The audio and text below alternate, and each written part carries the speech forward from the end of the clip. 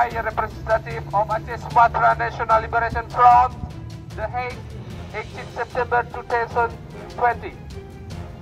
Ladies and gentlemen, as the United Nations will mark its 75th anniversary next month, Acheh-Sumatra National Liberation Front, ASNLF, would like to take this opportunity to pay a tribute to the late Acheh-Sumatra, the second Secretary General of the UN, who died in a plane crash in 18 September 1961 in present Zambia 59 years ago.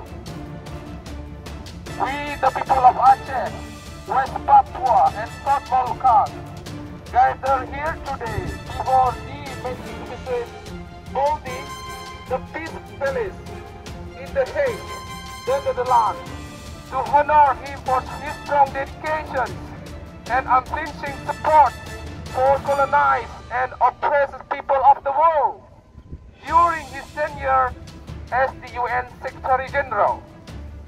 No doubt, since its creation, the United Nations has done a lot of noble things in terms of promoting peace, security, human rights, etc. But that is not the end of the story. The UN still facing undoubting challenges now and in the future. Since its existence in 1945, the UN members has increased from the original members 51 to 193. Among these free nations, at least 18 former colonies have gained independence, and it is done in accordance with General Assembly Resolution 1654 of 27 November 1961. This resolution, also called the C-24, is mandated to look into examine the implementation of the Declaration of Granting of Independence to colonized countries and peoples. And as a matter of fact, there are still many nations and peoples across the globe who have not yet been decolonized. This includes the former Dutch East Indies or Indonesia, 17 non-self-government territories, and dozens of others in Africa, Asia, Europe, and etc. Thus, the process of decolonization is not yet complete. We are here today to bring to your attention that Indonesia is the only colonial country on this planet.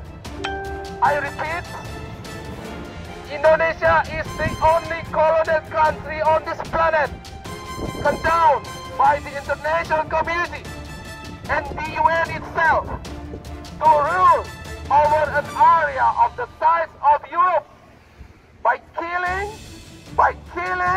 hundreds of thousands of the indigenous peoples of Aceh, West Papua and South Moluccas.